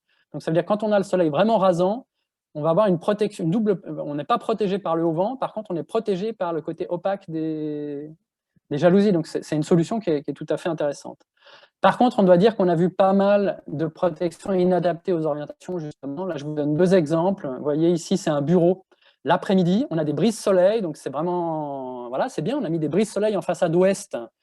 C'est ce qu'il faut pour le soleil couchant. Malheureusement, on n'a pas bien orienté les lames et vous voyez toute la quantité de soleil qui rentre à l'intérieur du bâtiment et qui donc crée des surchauffes toute l'après-midi. Ici, on a un bâtiment où on a mis une casquette. Alors, cette casquette, elle est très bien pour une façade nord, mais là, on est sud-ouest. Vous voyez, on a du soleil beaucoup plus rasant et puis on a toute une partie là de la fenêtre qui est où le soleil rentre et vraiment on prend très cher là et du coup évidemment à l'intérieur ont dû être ajoutés des stores en plus. Voilà. Ah oui, ça j'aimerais dire quand même, on a vu même dans des bâtiments performants des verrières en toiture. Ça c'est vraiment à proscrire en climat tropical. C'est très beau architecturalement parlant. Ça amène de l'éclairage naturel, mais par contre ça amène énormément de chaleur dans le bâtiment, y compris dans les zones non climatisées. Ça réchauffe le bâtiment, ça réchauffe les murs. Donc voilà, c'est vraiment une solution qu'en milieu tropical est tout à fait défavorable. La balance entre l'éclairage naturel et apport de chaleur, elle est claire chez nous. Il faut privilégier la protection des toitures, la protection solaire des toitures.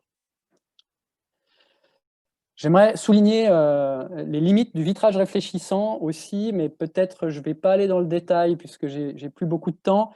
Mais juste vous dire que c'est une solution qui est intéressante, mais elle ne doit pas remplacer des protections architecturales.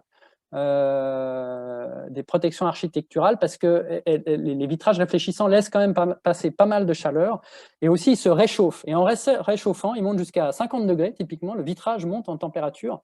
Et en fait, du coup, il y a un rayonnement infrarouge du vitrage qui arrive sur les occupants et qui crée aussi de l'inconfort. Donc c'est à ne pas... Il ne faut pas juste aller sur la solution simple, on doit protéger nos vitrages. Ça coûte cher de mettre des brises soleil, ça coûte cher, c'est compliqué de mettre des casquettes, etc. Il y a aussi des aspects cycloniques, certes, mais c'est ça qui permet de vraiment protéger les vitrages. Aller directement à la solution vitrage réfléchissant ne va pas vous apporter les gains que vous escomptez. Sur l'étanchéité des zones climatisées, on a vu des bons résultats comme le SAS, hein, M. Sumbo l'a cité. Ça, c'est évidemment un très bon système pour éviter des apports d'air chaud humide. Et puis, bon, bah, je ne vous cacherai pas que, comme il l'a cité, je me permets, c'est évidemment en partie des exemples qui ont été cités, mais je crois que c'est vraiment important de redire, hein, l'utilisateur est un allié dans votre projet. S'il ne l'est pas, ça va être compliqué en pratique, et même des bonnes idées qu'on peut avoir en conception, elles peuvent se révéler non applicables, non appliquées, non applicables peut-être applicables, mais pas appliquées, et du coup, on se retrouve dans les faits, après, avec des inefficacités. Et puis, il y a les portes d'entrée qui restent ouvertes systématiquement. Ça, évidemment, c'est la première chose à faire si on peut s'en sortir. Le fait qu'on le trouve dans des bâtiments performants montre que probablement tous les utilisateurs ne sont peut-être pas même au courant des efforts qui ont été faits pour essayer de minimiser l'impact environnemental du bâtiment dans lequel il se trouve. Sur la climatisation, ce que j'aimerais dire et qui est important, c'est que du coup, dans des bâtiments qui sont relativement bien protégés, qui sont performants, les besoins de climatisation vont être plus faibles. Ça signifie qu'on n'a pas besoin de mettre des systèmes de clim qui sont dimensionnés de la même manière que des bâtiments non performants. Et nous, ce qu'on a constaté, c'est que les systèmes de climatisation dans les bâtiments performants qu'on a étudiés, ils sont tous systématiquement surdimensionnés. Le taux de charge moyen du climatiseur était de 27% sur les périodes de mesure qu'on a fait. Alors qu'un moteur, un climatiseur c'est un moteur, c'est un compresseur, il va être efficace dans sa plage 80% à 100%. Il est moins efficace quand il est sollicité qu'à un quart de sa puissance, évidemment. C'est pas adéquat. Et surtout, ça veut dire aussi qu'il y a eu un surinvestissement qui a été fait par le maître d'ouvrage, puisqu'il a peut-être dû mettre 2 groupes de clim là où un seul aurait suffi. C'est drôlement dommage parce que cette économie qu'il a faite, finalement, il n'a pas profiter entièrement du fait qu'il a fait un effort de conception qui lui a coûté cher par ailleurs, et du coup, il n'en a pas profité quelque part pour économiser sur l'investissement en clim au départ. Puis je dois vous dire aussi, j'en arrive bientôt à la fin, mais je dois vous dire aussi qu'on a vu des programmations malheureusement de climatisation souvent qui étaient défaillantes, même dans les bâtiments performants, et ça c'est drôlement dommage. Là, je vous montre un exemple graphique. Vous avez 5 locaux. Et vous voyez en bleu, c'est le pourcentage de climatisation, pourcentage de consommation électrique de climatisation qui se fait hors occupation. Donc, ça veut dire quand il n'y a pas de besoin dans les faits. Eh bien, vous voyez, on a même un bâtiment, c'est plus de 2/3 des consommations de clim qui se faisaient en dehors des heures d'ouverture. En fait, ce bâtiment-là, la climatisation fonctionnait en permanence. C'est tellement dommage d'avoir mis des efforts dans la conception d'un bâtiment performant et ensuite en utilisation, en exploitation, de ne pas éteindre la clim quand les occupants ne sont pas là. En fait, on fusille complètement tout l'effort qu'on a fait au début, et ça remonte l'importance de lier la conception, la construction, l'exploitation et l'occupation. Et si on lit tout ça, on arrive au résultat, mais s'il y en a un seul qui ne marche pas, eh ben la chaîne est cassée et on ne va pas y arriver, quoi. Alors là, on a des taux qui sont plus faibles, au taux de 15%, mais on a quand même 15% de la consommation de clim hors occupation. Ce n'est pas dramatique, mais c'est un peu dommage. Et je me souviens d'ailleurs que souvent, c'était des programmations automatiques qui ne tenaient pas compte notamment des jours fériés. Bon, c'est un peu un détail, mais c'est bien important à se souvenir quand vous programmez votre clim, tenez compte du fait aussi qu'il y a des jours fériés, on peut l'éteindre, soit la programmer, soit manuellement en tenir compte. Voilà. Et juste sur la ventilation mécanique, peut-être redire qu'on a vu très peu de ventilation mécanique et de renouvellement d'air contrôlé, y compris dans les bâtiments performants, qu'on a vu des défaillances de ce côté-là, par exemple une CTA qui fonctionne 365 jours par an, alors que les occupants n'ont pas besoin d'avoir de l'air neuf, un apport d'air permanent, ils en ont besoin quand ils sont là, mais pas quand ils ne sont pas là. Donc là aussi, on a beaucoup de surconsommation dommageable. On a vu des prises d'air neufs qui se trouvent dans des combles non isolés. Donc, ça veut dire certainement dans un endroit où on n'a pas une qualité de l'air optimale, parce que ce n'est pas l'air extérieur, mais aussi où les combles non isolés, ils vont monter à 40 degrés en température. Donc, ça veut dire que vous allez prendre de l'air extérieur, prendre de l'air neuf à 40 degrés au lieu de 30 degrés extérieur, et il va falloir ensuite le climatiser. Donc, c'est un delta T de 10 degrés à climatiser en plus. C'est dommage.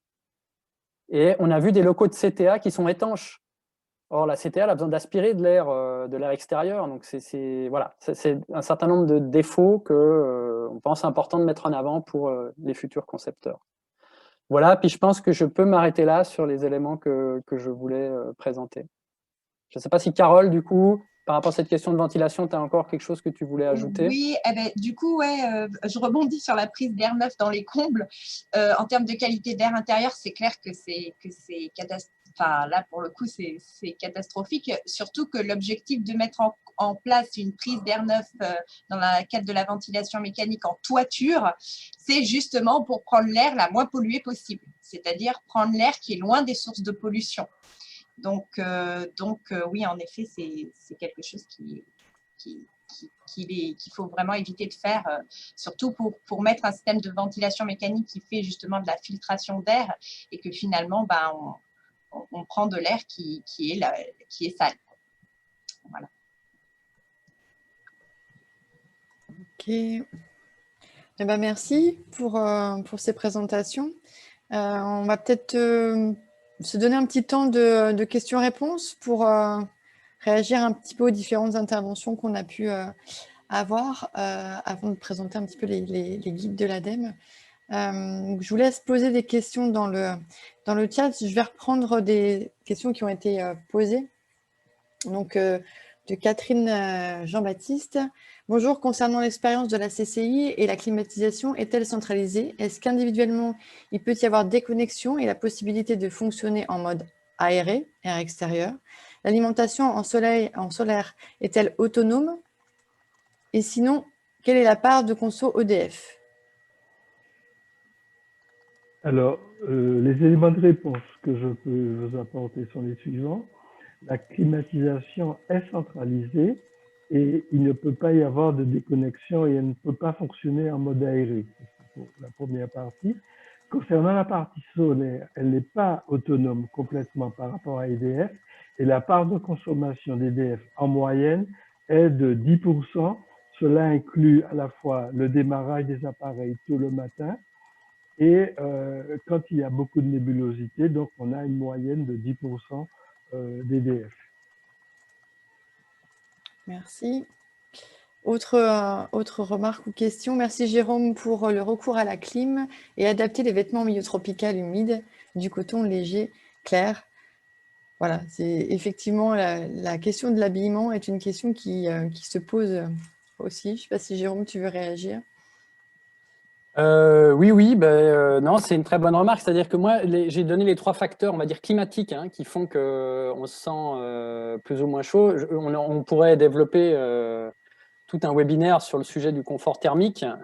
Évidemment, il dépend aussi de caractéristiques personnelles, individuelles. Hein. On n'a pas tous la même sensibilité à la chaleur, mais aussi évidemment de l'habillement, de l'activité qu'on a. Et c'est vrai que l'habillement, c'est sûr, hein, on a un code vestimentaire en Martinique qui est plus souple quand même que ce qu'on peut avoir dans les pays tempérés, en Europe, dans l'Hexagone. On voit moins de cravates, même dans des milieux officiels, etc. C'est favorable, évidemment, mais quand même, on garde un code vestimentaire. Si on devait se défaire complètement des normes sociales et qu'on se dirait de quelle manière est-ce qu'on irait travailler, c'est évident qu'on n'irait probablement pas de la manière où on va habituellement. On aurait plus facilement des vêtements légers, voire des bermudas pour les hommes, etc. Et c'est sûr qu'on pourrait augmenter la climatisation de 1 ou 2 degrés et faire les gains qui ont été mentionnés sans aucun euro à investir. Maintenant, évidemment, les normes sociales, c'est des choses qui comptent. Et voilà. C'est un sujet pas évident, c'est effectivement culturel, donc du coup, mais bon, il y a des choses à faire. Merci pour cette question et ce retour. J'ai une autre question. Est-ce que l'ARS a autorisé les brasseurs d'air dans le réfectoire sur moulin à vent ou a eu un refus? Alors, je ne sais pas si vous comprenez bien la question. En fait, Moulin à Vent est un des bâtiments qui a été suivi et en effet, voilà, il y a un sujet autour de ça et je pense que la personne, j'avoue que je n'ai pas l'information sur la question des brasseurs d'air dans le réfectoire. Je ne sais pas. Peut-être la personne qui a posé la question est mieux informée que moi, en fait. Voilà. Non, c'est Catherine qui a posé cette question. Juste, c'est en fait, dans les réfectoires, dans ton tableau, tu avais des réfectoires qui étaient très peu performants. Est-ce que dans ces réfectoires, il y avait des brasseurs d'air? Parce que sur Moulin à Vent, justement, on a eu un problème. Il faisait pas bon, et parce qu'on avait eu un refus de mettre des brasseurs d'air. C'était catastrophique. Ouais. Alors, donc, sauf erreur, non, il n'y avait pas de brasseur d'air. Maintenant, ce que je redis, c'est ce que j'ai montré, on a pris des niveaux de température et d'humidité. Nous, on a fait des mesures de température et d'humidité dans les pièces.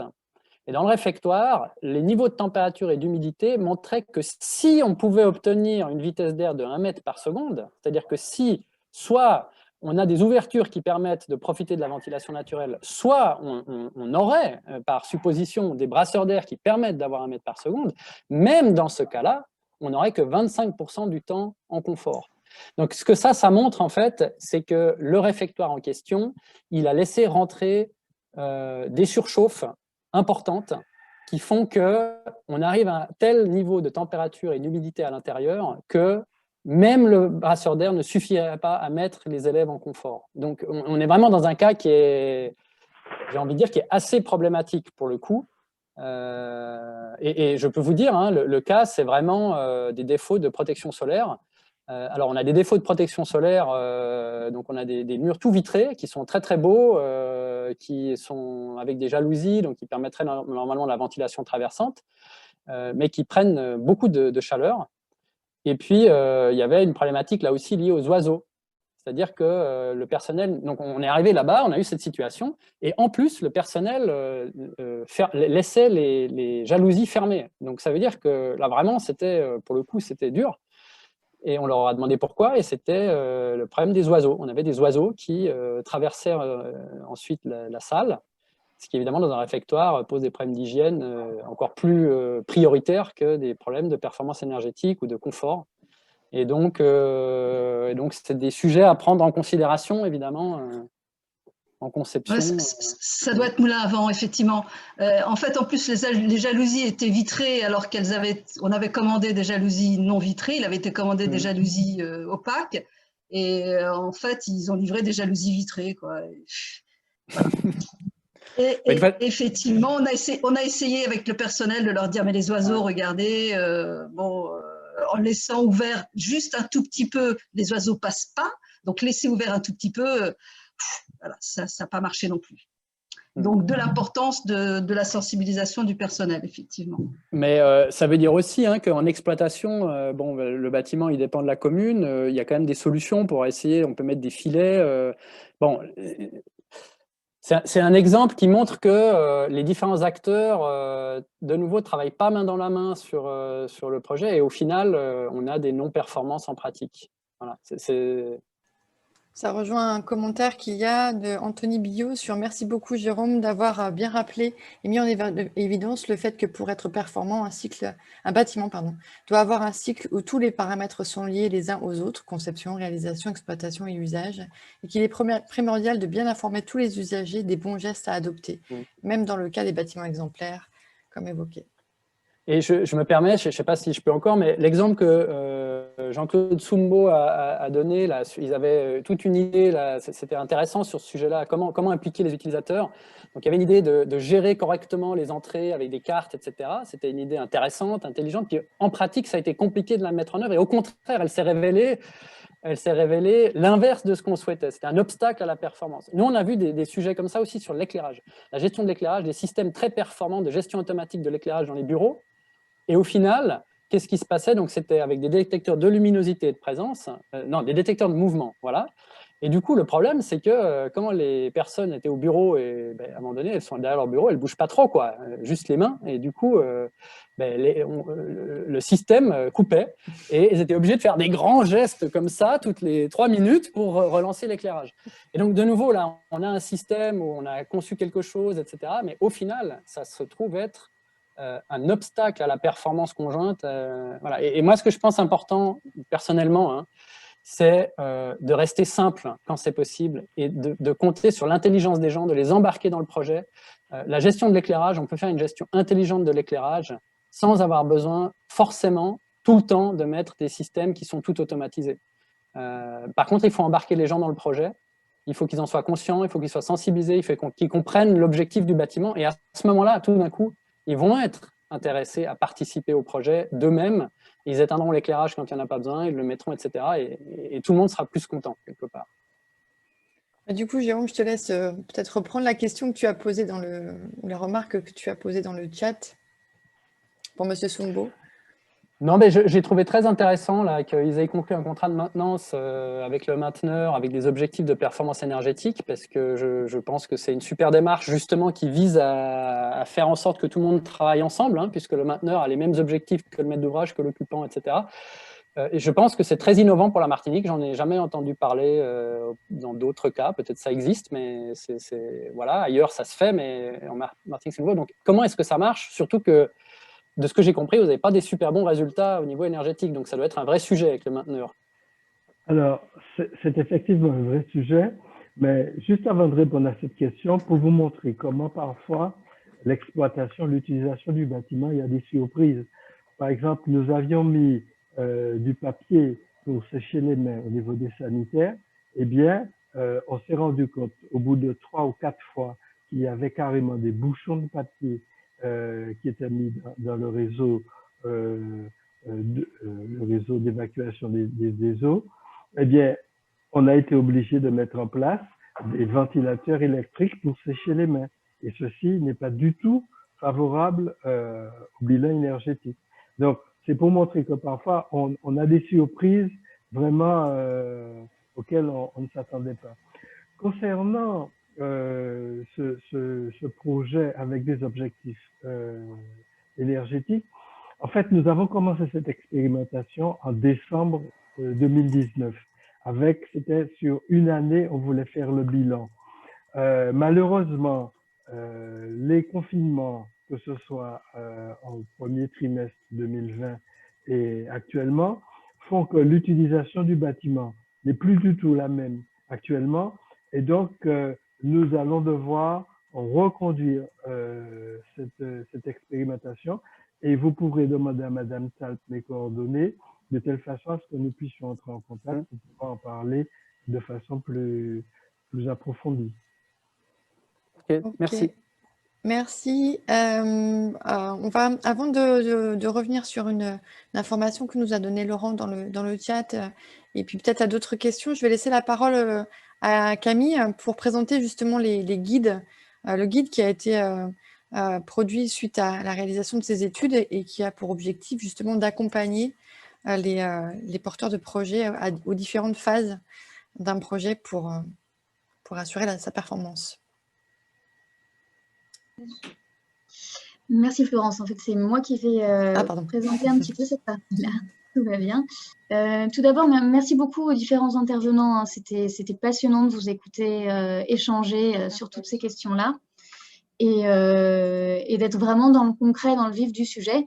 C'est d'ailleurs un peu une des priorités de ce guide que vous voyez apparaître à l'écran, donc améliorer le confort et la performance énergétique des bâtiments tertiaires en Martinique.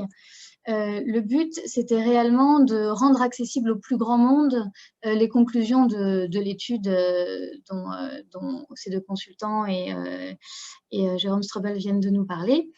Et puis voilà, de donner des pistes de réflexion aux acteurs du bâtiment de manière concrète, finalement.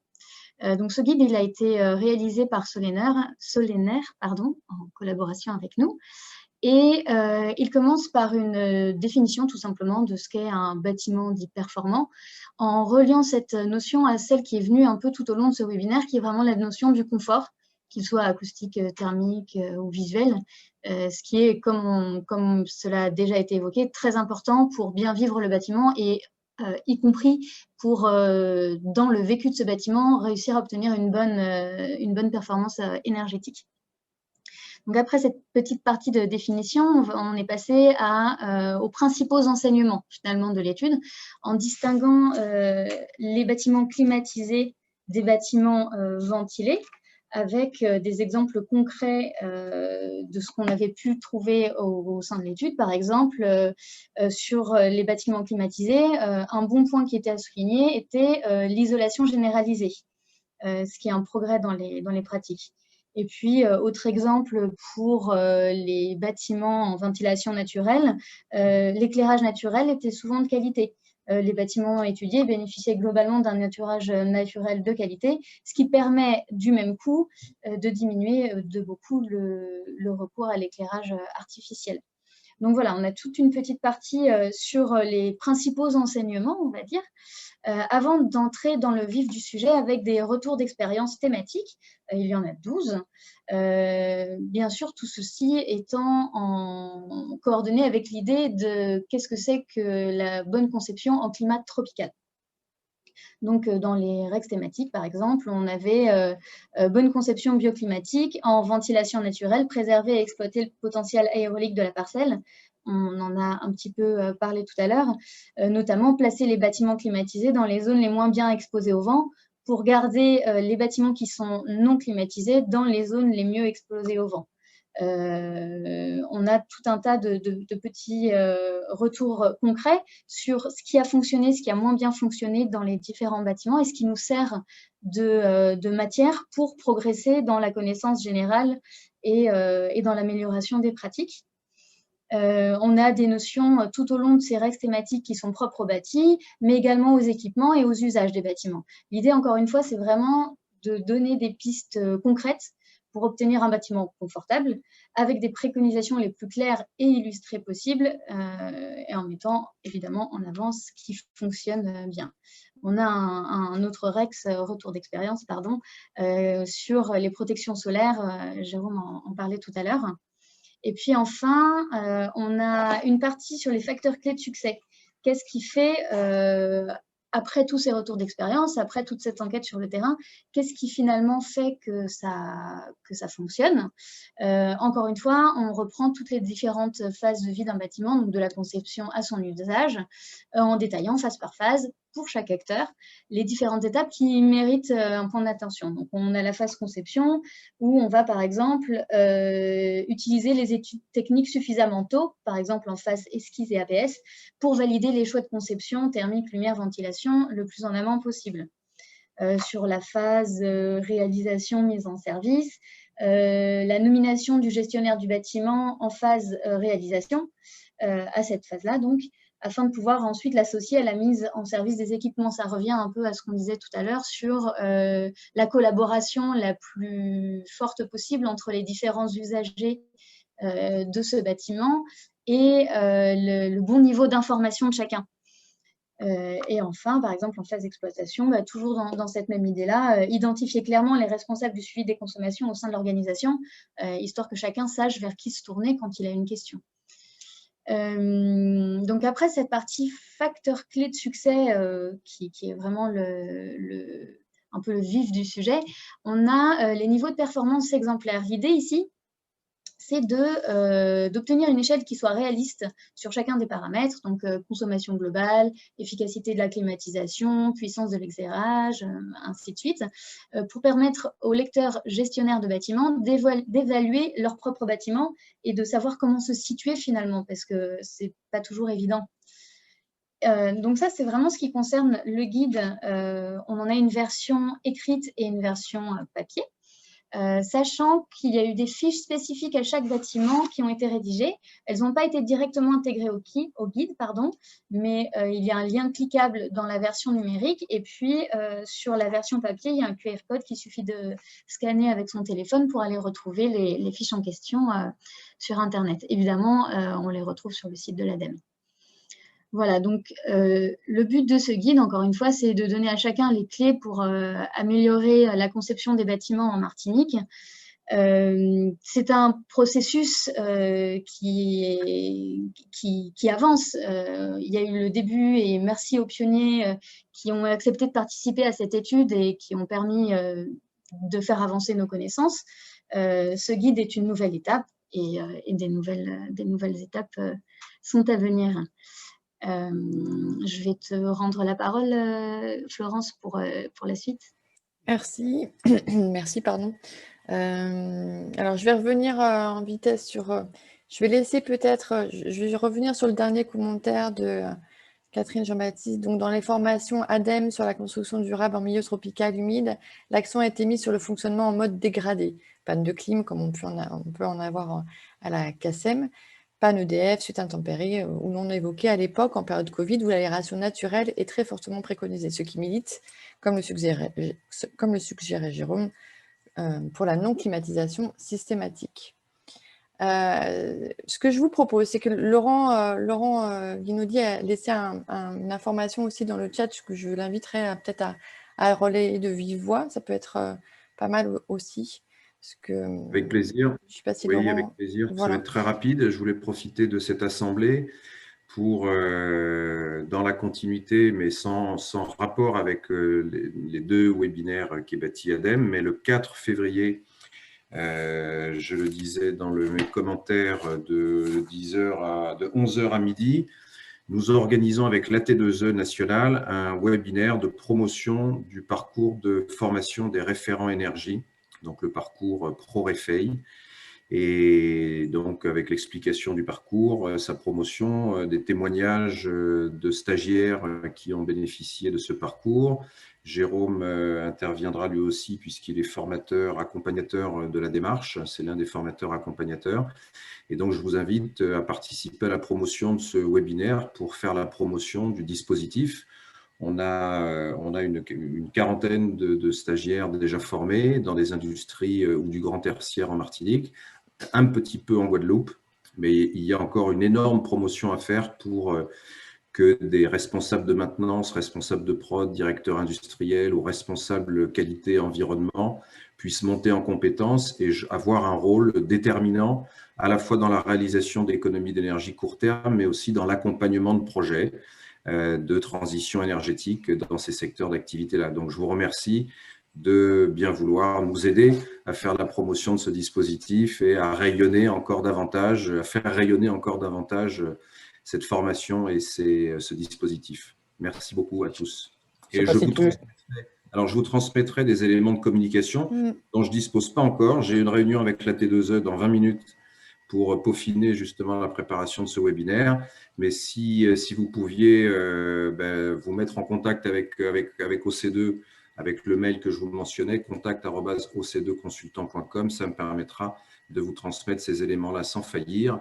Et puis, pourquoi pas, de vous voir dans les séminaires et dans le parcours de formation ProRefei bientôt. Merci. Je ne sais pas si tu l'as dit, mais juste préciser en tout cas que c'est une formation qui en 2021 est totalement gratuite. Donc ça, c'est quand même quelque chose de... Alors, elle est effectivement, merci Jérôme, parce que je ne suis pas un homme d'argent, je viens de le montrer, mais cette formation est prise en charge à 100% par la T2E pour les secteurs industriels. La plupart d'entre eux sont éligibles, sauf les producteurs d'énergie, puisque ce programme est financé par des C2E. Et donc, les entreprises qui produisent de l'énergie, je pense à la SARA, qui devrait nous envoyer 1 ou 2 stagiaires à la prochaine session, ne sont pas éligibles. Donc, ce sont quelques secteurs qui échappent à cette prise en charge. Il en est de même pour certains acteurs du tertiaire complexe qui ont bénéficié d'un dossier favorable d'exception au niveau du conseil d'administration de la T2E. Et là, je ferai le lien entre les demandes d'inscription que je recevrai et la T2E pour mettre en œuvre des financements dès que ça sera possible pour les secteurs tertiaires complexes. Je pense aux aéroports, aux établissements de santé, par exemple, à la grande distribution ou à des activités qui ne rentrent pas dans la liste standardisée des APE éligibles au niveau national. Voilà, pour plus d'informations, revenez vers moi. Merci beaucoup. Merci à vous. Je n'ai pas d'autres questions dans le chat. J'ai une remarque, donc, je crois que c'est Éloi, en fait, mon collègue, sur des solutions concrètes aux problématiques soulevées. Donc, la mise en place de SAS à l'entrée du bâtiment climatisé, on l'a vu dans la présentation de Jérôme. L'installation de conduits de lumière de type Solar Spot pour apporter de la lumière zénithale sans apporter de chaleur en limitant la consommation d'électricité. Je ne sais pas s'il y a d'autres personnes qui ont des questions à poser. N'hésitez pas à les indiquer dans le chat ou à lever la main pour que je vous passe la parole. Je voulais juste vous montrer cet écran de fin, entre guillemets, qui vous permet de voir un petit peu là où vous pouvez récupérer les guides de l'ADEME. Donc ça, ces liens, je le renverrai à tous les participants les liens par mail, comme j'ai envoyé le lien sur la visio hier. Donc voilà, ça vous permettra d'y accéder directement. Et puis, je remercie donc l'ADEME pour nous avoir proposé d'organiser ce webinaire. Et puis, l'ensemble des intervenants, Nadine Hiner, OC2 Consultants et WattSmart. Je vois que mes propos n'ont pas ramené de questions supplémentaires. Est-ce qu'il y a des... Non? Moi, je propose de faire une... Pardon, Oui, allez-y. Je disais juste le temps de laisser quelques minutes aux dernières questions. Je voudrais également ajouter un grand merci à Monsieur Sombo d'avoir participé et d'avoir un petit peu personnalisé toute cette expérience et d'avoir vraiment accepté de jouer le jeu et de participer. C'est pas forcément toujours évident. Donc, merci beaucoup à Monsieur Sombo. Éloi, tu voulais rajouter quelque chose? Je voulais vous proposer de faire une photo finale avec tout le monde, Ouais. pour et puis, immortaliser un peu ce moment.